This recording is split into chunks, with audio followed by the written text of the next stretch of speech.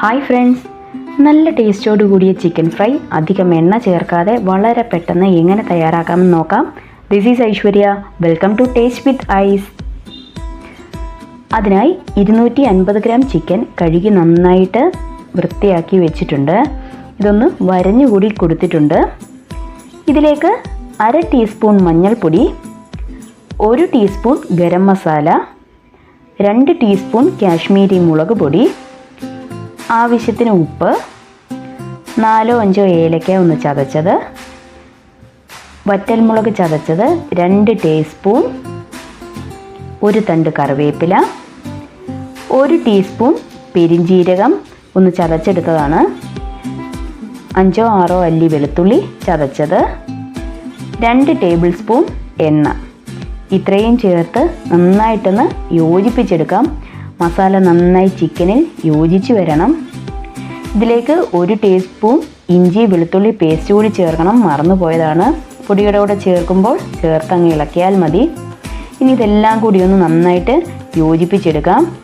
ശേഷം 1 മണിക്കൂർ റെസ്റ്റ് ചെയ്യാനായിട്ട് വെക്കാം. ഞാൻ പുറത്ത് തന്നെയാണ് വെച്ചിരിക്കുന്നത്, ഫ്രിഡ്ജിലൊന്നും വെച്ചിട്ടില്ല. ഇതിനി ഫ്രൈ ചെയ്യാം. അതിനാവശ്യമായ ഫ്രൈങ് പാൻ വെക്കാം. ഞാനിവിടെ കുറച്ച് എണ്ണയിലാണ് ഫ്രൈ ചെയ്തെടുക്കുന്നത്. ഇവിടെ 4 ടേബിൾ സ്പൂൺ എണ്ണ മാത്രമാണ് ഞാൻ എടുത്തിരിക്കുന്നത്.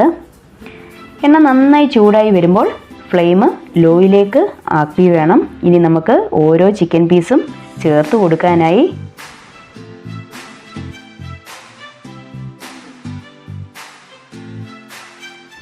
എല്ലാ പീസസും ചേർത്തതിന് ശേഷം ഒരു 15 മിനിറ്റ് മൂടി വെച്ച് വേവിച്ചെടുക്കണം.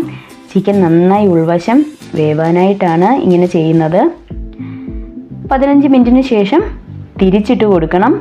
ഇതുപോലെ തന്നെ മൂടി വെച്ച് വീണ്ടും ഒരു 15 മിനിറ്റ് ലോ ഫ്ലെയിമിൽ വേവിച്ചെടുക്കണം.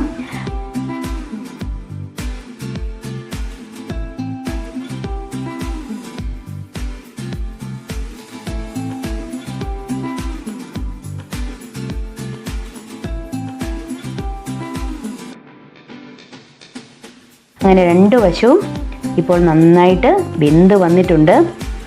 ഇനി ഫ്ലെയിം ഹൈയിലേക്കാക്കി നമുക്ക് പുറം ഭാഗം നല്ല ക്രിസ്പി ആയിട്ടൊന്ന് ഫ്രൈ ആക്കി എടുക്കണം.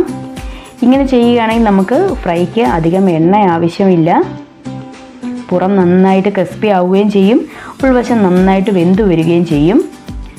നന്നായിട്ടൊന്ന് ഫ്രൈ ആയി വരുന്ന സമയം 2 പച്ചമുളക് നെടുകെ കട്ട് ചെയ്തത് ചേർക്കാം. ഓപ്ഷനിലാണ്, വേണമെങ്കിൽ ചേർത്താൽ മതി.